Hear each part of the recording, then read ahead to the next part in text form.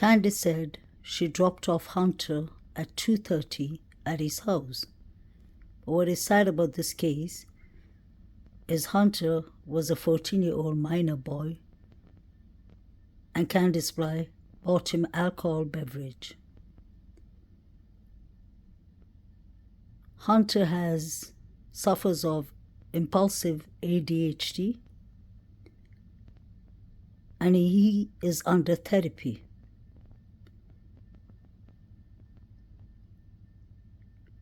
And most likely medication. He told Chris McDonough from the interview room, who's a former detective, that he did not sleep that night. So you can imagine a young boy, 14-year-old boy with impulsive ADHD, drinking, vaping, and we don't know what else.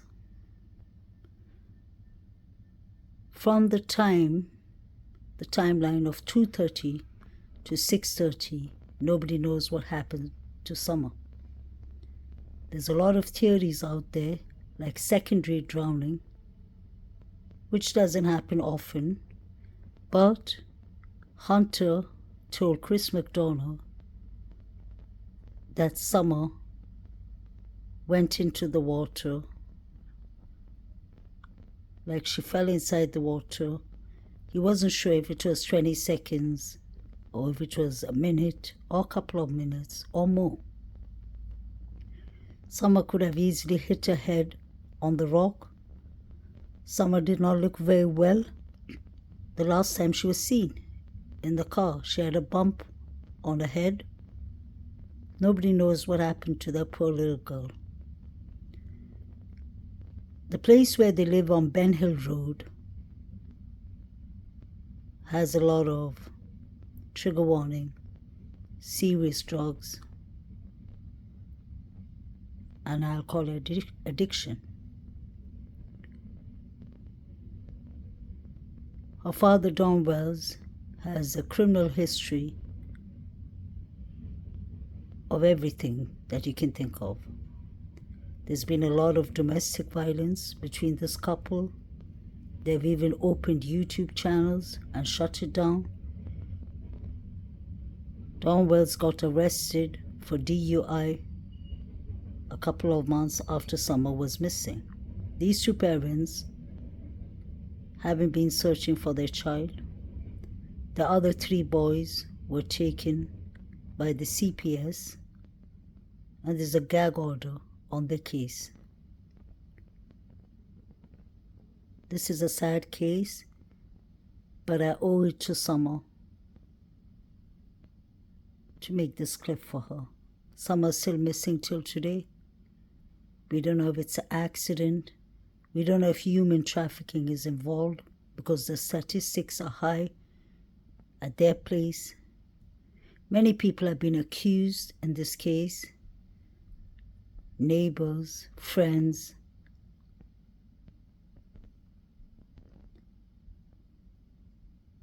Etc. Listen to this part of what Donald Wells says. Somehow, I don't know how you might do that. I mean, 'cause you're probably scared of going to prison for the rest of your life and everything else, I'm sure. But please find it in your heart, have mercy, and find a way of letting her go, and where we can get her back. And just please have mercy on her, and and us, and her brothers. And she's such a loving, good spirit. Please don't hurt her. Please let her come home. But my biggest fear is, her being tormented or locked in a dungeon or basement or something, because she loved to be outside all the time. That was her, unfortunately, her downfall. Because a lot of times the boys would be inside and we'd be like, "Where's Summer? Why'd you leave her out there alone? Go get Summer now." And that's happened over and over again. And we'd come out, and she would always be close by, but we was always coming up. She had to be outside. She was an outdoor person. And she loved to be outside. Yeah, and I'm so afraid that she's locked away. She's such a loving heart and everything, and I'm afraid that she won't be able to, locked away where she can't be outside or play with a puppy or anything, love nature, and that's my greatest fear, that she's not able to do any of these things anymore, or that she could possibly, I don't want to think she's dead, but it's a possibility. I don't want to address all the negativity. I just want to focus on the positive, because it's so easy to get, lost in that negativity and stuff, and it's just not worth it. So able to do any of these things anymore, or that she could possibly, I don't want to think she's dead, but it's a possibility. I don't want to address all the negativity. I just want to focus on the positive, because it's so easy to get, lost in that negativity and stuff, and it's just not worth it. So I'm just, I appreciate y'all, the good things you say, and your prayers. That's awesome. When my sister came missing, I was in between Arkansas and Tennessee. I don't know all of what happened or what did happen, but I hope that they find her too and bring her home safely too. Well, yeah, there's nothing. I mean, she disappeared without a trace. They haven't found anything, haven't found a body, nothing. And when you see cases like that, that's why I lose hope on Summer. I want to keep hope, but sometimes I lose hope, and I think, well, maybe we won't never see her again. And I think, well, maybe we won't never see her again. So I start thinking in past tense. Sorry, but I'm trying to keep hope up. I'm trying to keep my prayers up and all that. 8-year-old Summer Wells lived with her family in a house on top of a hill in Rogersville, Tennessee. Summer was just 3 feet tall, 40 pounds, but behind those blue eyes was a little girl full of life. On June 15, 2021, Summer was reported missing by her family. They say they were home doing some gardening when Summer went inside with her siblings, but moments later, she was gone. The family looked in the house, looked in the surrounding woods, but could not find her. What happened to Summer? Once the community found out about this missing little girl, the searches grew in numbers, and thousands of acres in Hawkins County were covered by concerned neighbors, friends, and strangers. The Tennessee Bureau of Investigation took charge of the case, but now, more than a year later, this little girl with the huge smile is still missing. Tonight, we take you up on that hill and inside the home of Summer Wells and try to understand how a little girl could just vanish. I'm Vinny Politan. Thank you so much for joining us tonight here on Closing Arguments. And we begin this evening with a story of a little girl. Blonde hair, blue eyes, big smile, just 5 years old, who went missing. And the question is, what happened here? What happened to this little girl? It's still a mystery. We still don't have that answer. And when you think about it, for those of you who are parents, even those of you who aren't parents can understand this. Like, you've got a child, and, it's the most important thing in the world to you, and you do whatever you can to protect that child. But something happened to this child, and we don't know what happened. Now, we've covered cases in the past where people have come into homes in the middle of the night and abducted children. It really happens because we've seen it happen. We've covered those cases. But this seemingly happened in the middle of the day, maybe around 6:30 at night. still light out. It's not darkness, you know. Someone's creeping around, but something happened in the middle of the day to this little girl. And it makes you wonder when you see the pictures and you think about what a 5-year-old child is like. They they're so curious, they're adventurous, and they're taking their bites at life, and every day is this amazing adventure. So you wonder, how could someone harm her? I mean, look at her. How could someone harm her? Why would someone do that? What type of person would do something like that? Those are all the questions that are surrounding what happened to Summer Wells. And as we sit here tonight, it's been way too long. It's more than a year. And we don't have an answer. And my fear is, because you know how many unsolved cases we cover here on Closing Arguments, I don't want this to become another one of those where, every year it's the anniversary, it's the anniversary, it's the anniversary. And we don't know where she is or what happened. And that's incredibly tragic. As I mentioned, the Tennessee Bureau of Investigation, in charge of this, looking at this, taking it very seriously. They know how high profile it is. And they know that Summer Wells was such a vulnerable young child that you want to solve that case. You want to solve every case, but when you've got a missing child, it takes it to another level. 1 year, people don't like using that word anniversary. All right, it's been more than a year now. June 15, 2021, and she's been missing. And the Tennessee Bureau of Investigation gave us an update on where they stand in their investigation into what happened to Summer Wells. At approximately 6:30 p.m. on this day, 1 year ago, Summer Wells, who was 5 years old at the time, was reported missing from her home on Ben Hill Road in the Beach Creek community of Hawkins County. When we held the first media briefing on June 16th, honestly, we expected to have good news to report by the time the next media briefing came around.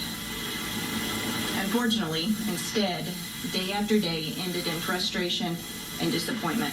At that time, no one expected that we would still be searching for Summer 1 year later. We've said from the beginning, this case is outside the norm.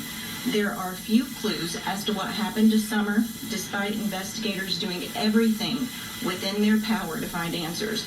While investigators have been diligently working to find answers, they've had to deal with thousands of tips generated by false information that in some cases has been intentionally spread across social media platforms.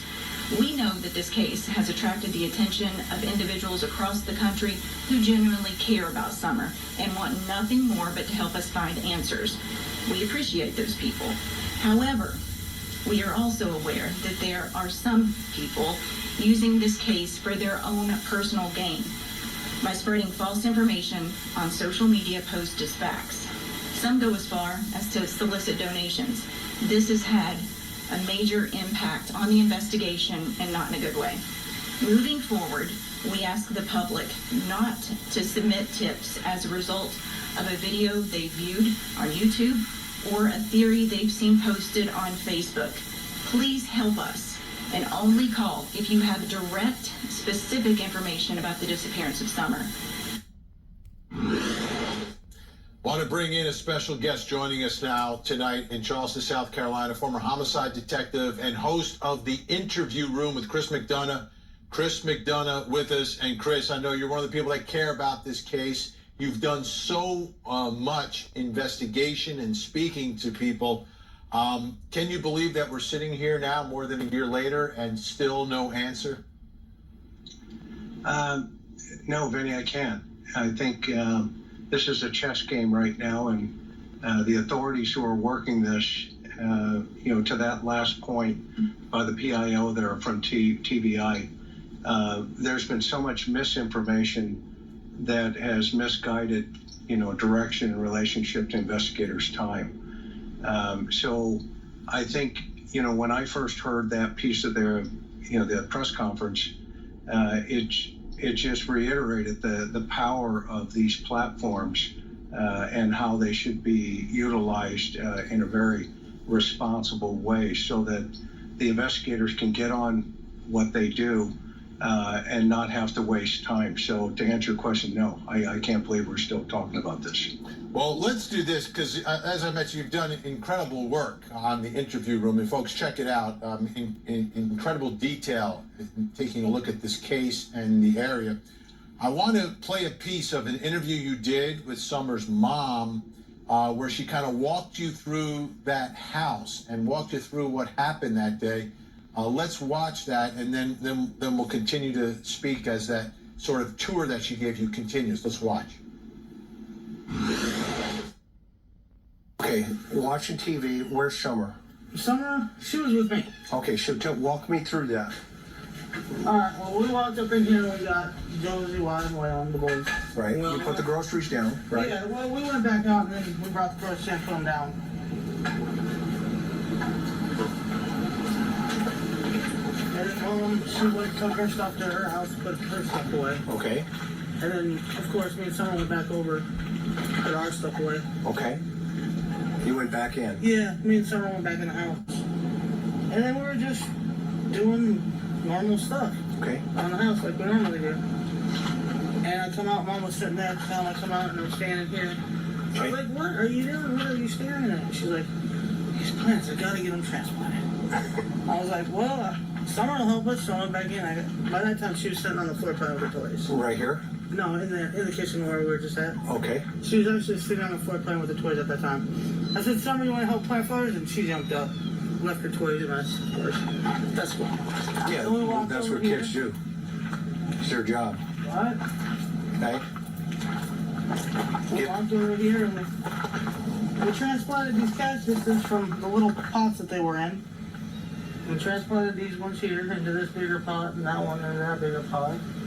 And she took the rocks that we've gotten from different gem mines when we went up to Gatlinburg and stuff. Okay. And she's the one that spreaded all the rocks around in here. And then she put her puppies in here and she wanted Chase in there, Okay.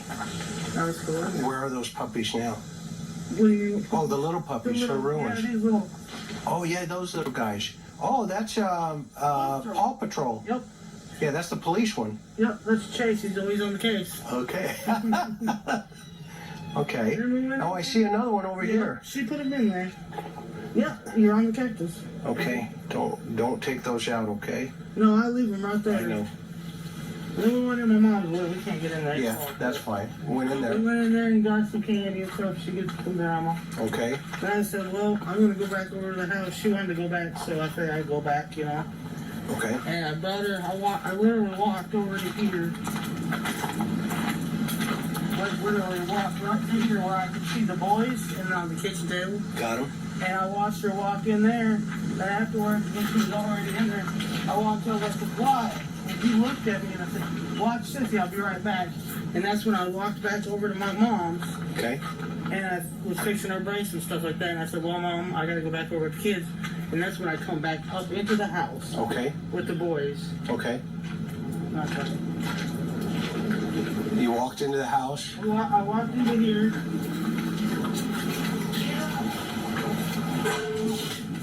Yeah. I walked in here and them three were sitting right here in front with their eyes glued to the TV. Like always. And I said, boys, where's your sister at? Well, she just went downstairs, Mom, to play. So I went over here right here. So this is where the stairs are. Okay. It's actually down under there. Oh, down into her Down in bedroom. our bedroom, and then hers is on the other side. Oh, okay, in the basement. Yeah, in the basement. Well, this makes sense now, see? And then I yelled, I said, Summer, Summer. And she didn't, I listened for a minute, I didn't hear nothing. So I went like this. Is this how I would get down here? Yeah. Well, I don't know if you can come down there now. I gotta be tiny to get in there? No, you should. Can we come in from the other side? Well, we can, but it'd make more sense if you went this way. Okay, I'll follow you.